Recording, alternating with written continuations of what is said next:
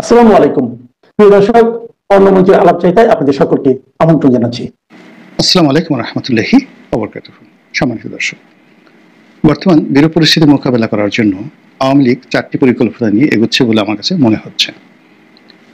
আওয়ামী লীগের শীর্ষ পর্যায়ে কারোর সঙ্গে আমার তেমন কোনো যোগাযোগ নেই, কিন্তু একজন রাজনৈতিক বিশ্লেষক হিসেবে, আবার একজন রাজনৈতিক কর্মী হিসেবে আমার যতটুকু অভিজ্ঞতা হয়েছে, সেই অভিজ্ঞতার আলোকে বাংলাদেশের প্রথম যে শ্রেণীর বা প্রথম সারির 4টি রাজনৈতিক দল, আওয়ামী লীগ, বিএনপি, জামাত, জাতীয় পার্টি, এই 4টি দলকে বহুদিন ধরে 1986 থেকে আজ অবধি ঘনিষ্ঠভাবে দেখার সুযোগ হয়েছে।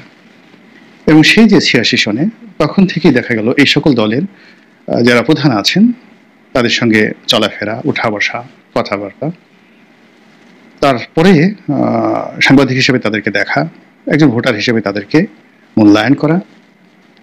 এবং যেহেতু দুটো দলে, আওয়ামী লীগ আমি এমপি ইলেকশন করেছি, বিএনপিতে এমপি ইলেকশন করেছি, দুটো দলের মনোনয়ন পেয়েছি, কাজেই এই দুটো দলের মধ্যে কি কি কৌশল থাকতে পারে এবং তারা কি কি করতে পারে আর কি কি পারে না, এই বিষয়গুলো নিয়ে আমার যে অভিজ্ঞতা রয়েছে, সেই অভিজ্ঞতার আলোকেই আমার কাছে মনে হচ্ছে যে আওয়ামী লীগ 4টি ডাইমেনশনে চতুর্ভুজ তৈরি করে তারা বর্তমান সমস্যা মোকাবেলা করতে চাচ্ছে। তাদের প্ল্যান এ, সেই প্ল্যান এটা হলো যে, যেটা তারা বলছে না, মাঝে মধ্যে শেখ হাসিনা বলছেন, তারা এখনো মনে করছেন যে শেখ হাসিনা বাংলাদেশের বৈধ প্রধানমন্ত্রী। প্রথমে কিন্তু তারা বলেছিল পদত্যাগ করেছি, ইদানিং এটা নিয়ে কিন্তু তারা এলোমেলো কথাবার্তা বলছেন।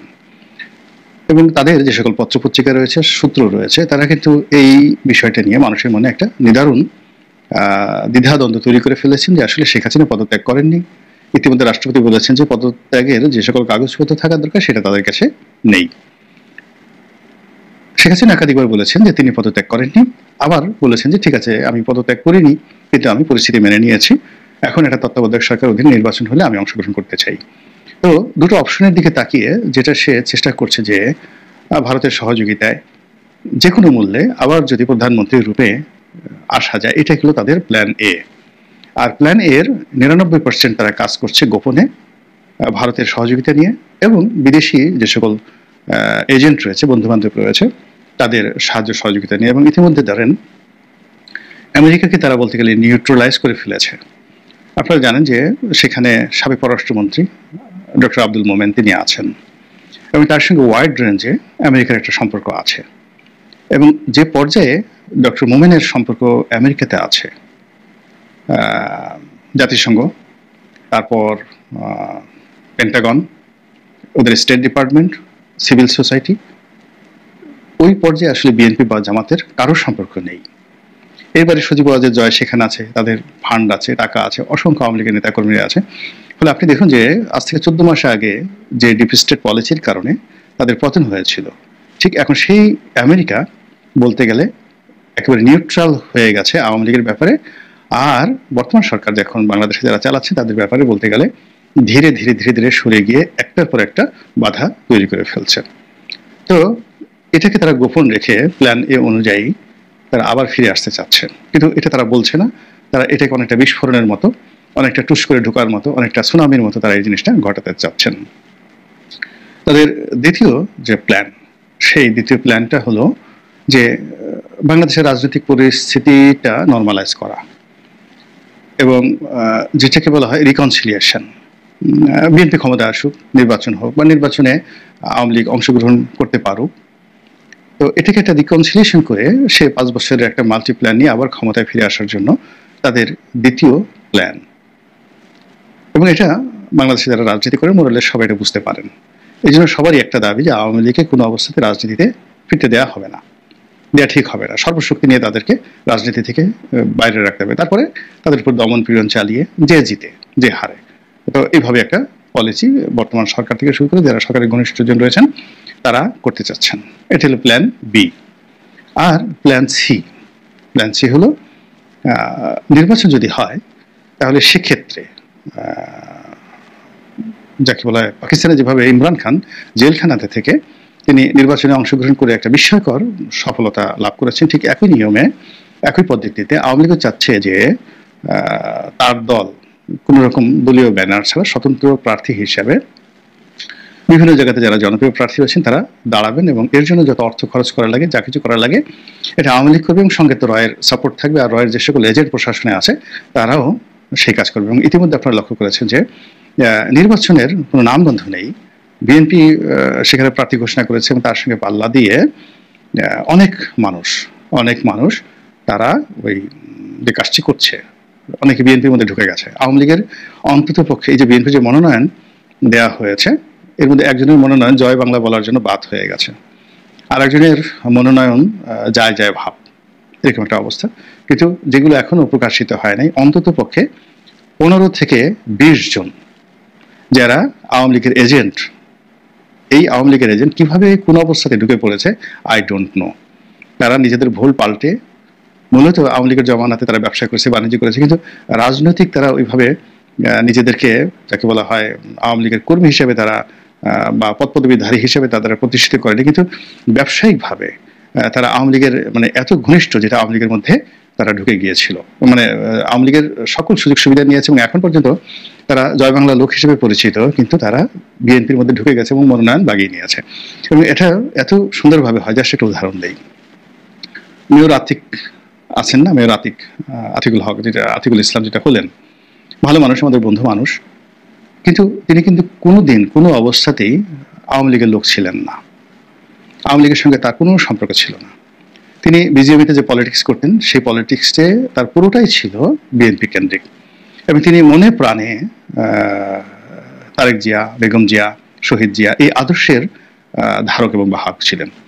কিন্তু কোন পলিসিতে, কোন অবস্থাতে পড়ে তিনি বিএনপিকে বাদ দিয়ে তিনি যেভাবে আওয়ামী লীগে গেলেন, আওয়ামী লীগ কিন্তু বুঝতে পারেনি। এখন তিনি জেলে আছেন, কিন্তু হঠাৎ করে যদি আপনি দেখেন যে তাকে নিয়ে বের হয়ে বিএনপির নির্বাচন করছেন, সেক্ষেত্রে আওয়ামী লীগ বুঝবে ঠেলা কেমন। তদ্রুপ যে কাজটা বিএনপি করেছে বিভিন্ন সময়টিতে, আপনার চট্টগ্রাম মেয়র পদে মঞ্জুর সাহেবকে নিয়ে যাওয়া হয়েছিল, আবার আওয়ামী লীগও বিভিন্ন সময়টাতে দেখা গেছে খালেককে একবার জোর করে নিয়ে যাওয়া হয়েছিল, এরকম অনেক কিছু ঘটেছে। তো এই সময়টা তো আওয়ামী লীগ যে কাজটি করেছে, এই বিএনপির যে মনোনয়ন প্রত্যাশী তাদের মধ্যে ঢুকিয়ে দিয়েছে। 2 নম্বর হলো যে বিএনপির যে সকল প্রসপেক্টিভ প্রার্থী আছে, একদম ডাইহার্টেড বিএনপি, যারা এই মনোনয়ন না পাওয়ার কারণে বিক্ষুব্ধ, তাদেরকে স্বতন্ত্র দাঁড় করিয়ে দিয়ে তাদেরকে পাশ করিয়ে আনার জন্য যত টাকা দরকার আওয়ামী লীগ সেটা খরচ করবে, এই যে প্ল্যান সি এর আন্ডারে। আর থার্ড হলো আওয়ামী লীগের যে সমস্ত ব্যবসায়ী রয়েছে, যে সমস্ত লোকজন মোটামুটি নিউট্রাল রয়েছে, তাদেরকে এই সময়টিতে রাজনীতিতে মানে অ্যাক্টিভ করানো হয়েছে। এবং এই মানুষগুলো বেশিরভাগই এতটা স্মার্ট যে বাংলাদেশে বিএনপির প্রথম সারির 10 জন নেতাদেরকে পকেটে রেখে গাবতলী গরুর হাটে বিক্রি করে আসতে পারে, এইরকম মেধা তাদের আছে, অর্থ তাদের আছে, তারা সমাজে যথেষ্ট শক্তিশালী, এবং তারা বিএনপির যে কোনো প্রার্থীকে তারা মারামারি করার ক্ষেত্রে এখন এই সময় বাংলাদেশে মারামারি করে তাদের গাল ফাটাই দিতে পারে, তারপর ইলেকশন করে জিতে আসতে পারবে, জনগণের ভোট পাবে, টাকা খরচ করতে পারবে এবং প্রশাসনকে নিজেদের অনুকূলে রাখতে পারবে। এইরকম লোক আছে অন্তত পক্ষে 20 থেকে 25 জন। তাহলে বোঝার চেষ্টা করুন যে বিএনপির মধ্যে ঢুকে আছে 15 থেকে 20 জন, এর মধ্যে যারা মনোনয়ন পেয়েছে। বিদ্রোহী প্রার্থী যদি অ্যাটলিস্ট 25 জন দাঁড়া করাতে পারে, তাহলে এই 20 আর 25 45 জন হলো। আর তাদের যারা লোকজন রয়েছে তাদেরকে যদি স্বতন্ত্র প্রার্থী হিসেবে আরো 30-35টি আসন আওয়ামী লীগ আনতে পারে নির্বাচনে, ইমরান খানের সেই পলিসিতে বোঝার চেষ্টা করেন যে তখন যদি জামাত, এনসিপি, অন্যান্য দলের সঙ্গে পার্লামেন্ট গঠন হওয়ার পরে একটা ঐক্য হয়, সরকার কারা গঠন করবে, এটা নিয়ে আওয়ামী লীগ কাজ করে যাচ্ছে। এবং সেই অর্থে কি যেন একজন বলছিল, মানে এটার কোনো ভিত্তি নেই, কিন্তু যেহেতু সামাজিক মাধ্যমে আমি কন্টেন্ট তৈরি করি এবং সামাজিক মাধ্যমে এটা রীতিমতো ভাইরাল হয়েছে, এবং যাকে বলে খুব কৌশলগত একটি জায়গা থেকে যখন একজন আমাকে টেলিফোন করলেন, মানে আওয়ামী লীগের এক নেতা, সেই নেতা জেলখানাতে বন্দী আছেন, তার নিকট আত্মীয় একজন টেলিফোন করে বলে যে আপনি জানেন রনি ভাই এরকম তো 300 সিটে আওয়ামী লীগের প্রার্থী কনফার্ম করা হয়েছে। তো এই কারণে আমার কাছে মনে হচ্ছে যে আওয়ামী লীগকে নিয়ে আসলে আমাদের একটু ভাবার দরকার আছে, এবং সেই ভাবনার ক্ষেত্রে আমার কাছে মনে হচ্ছে যে এই যে আওয়ামী লীগের যে প্ল্যান সি, যে নির্বাচন যদি হয় সেই নির্বাচনে যে কোনো মূল্যে তারা অংশগ্রহণ করবে, যত টাকা হোক, এবং তাদের যে কোনো ভাবে হোক 80 থেকে 90টি বা 100টি সিট তারা কনফার্ম করবে, তারপরে একটা কোয়ালিশন করবে। এবং কোয়ালিশন করতে গিয়ে টাকা বলেন, ক্ষমতা বলেন, যা কিছু বলেন, সব জিনিসই তাদের ফেভারে আছে। তাহলে কপাল পড়বে কার? বিএনপির। গেল প্ল্যান সি। এরপরে প্ল্যান ডি, যেটিকে চতুর্ভুজের একটি বাহু হিসেবে বলার চেষ্টা করেছে। প্ল্যান ডি হলো যে কোনো মূল্যে নির্বাচনকে বানচাল করা। এবং সামনে 13 তারিখে ঢাকা ব্লকেট তারা ঘোষণা করেছে, এটা একটা অ্যাসিড টেস্ট কেস, কিছুই হবে না, কিন্তু এটা দিয়ে জাস্ট কিছু করার চেষ্টা। এবং আওয়ামী লীগ সেটা ভারতের সাহায্য নিয়ে, সহযোগিতা নিয়ে, তাদের যারা লোকজন রয়েছে তাদেরকে দিয়ে পুরো নির্বাচন প্রক্রিয়াটাকে বানচাল করা, তারপর অরাজকতা তৈরি করা, নির্বাচনে যারা প্রার্থী তাদের মধ্যে ভয় তৈরি করা, আতঙ্ক তৈরি করা, নির্বাচনের মাঠটিকে রীতিমতো ভয়াবহ করে তোলা, এবং প্রশাসনে তাদের যে সমস্ত লোকজন রয়েছে তাদের মধ্যে একটার পর একটা ঘাপলা তৈরি করা তাদের মাধ্যমে। এটা করে নির্বাচনটাকে যদি বানচাল করে দেওয়া যায়, সেক্ষেত্রে ডক্টর মোহাম্মদ ইউনূসের যে এখনো যতটুকু তার ক্ষমতা রয়েছে এটা বলতে গেলে শূন্যের কোঠা নেমে আসবে, যদি দেখা যায় যে তিনি নির্বাচন করতে পারছেন না অর্থাৎ। এবং এই কাজগুলো এই নভেম্বর মাসের মধ্যে করা হবে বলে আমার কাছে মনে হচ্ছে আর কি।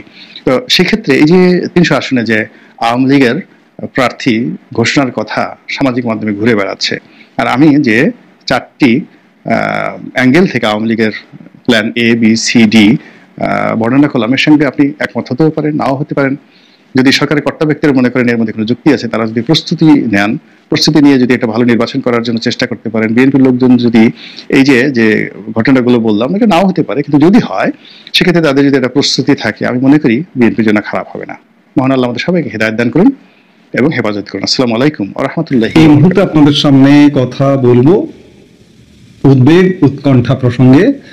শিরোনামটা যদি এভাবে বলি যে বাংলাদেশের আরো কাছাকাছি চলে এলো ভারতীয় সেনাবাহিনী, এভাবেই আলাপটা করতে চায় যে বাংলাদেশ গত 15 মাসে আভ্যন্তরীণভাবে খুব করুণ অবস্থার মধ্য দিয়ে আছে, এবং শুধু তাই নয়, নিরাপত্তা থ্রেটে পড়ে গেছে দারুণভাবে। বাংলাদেশে পাকিস্তানিদের লাফঝাপ, পাকিস্তান ISI লাফঝাপ, পাকিস্তান জঙ্গি গোষ্ঠীর লাফঝাপ, এই লাফঝাপ এবং ভারতকে উস্কানি দেওয়া, এই সব কিছু মিলিয়ে ভারত কিন্তু ব্যাপক প্রস্তুতি, চারিদিকে শোরগোল পড়ে গেছে। এগুলো বলি বা বলছি হয়তো অনেকে মনে করতে পারেন বা মনে করেন যারা খোঁজ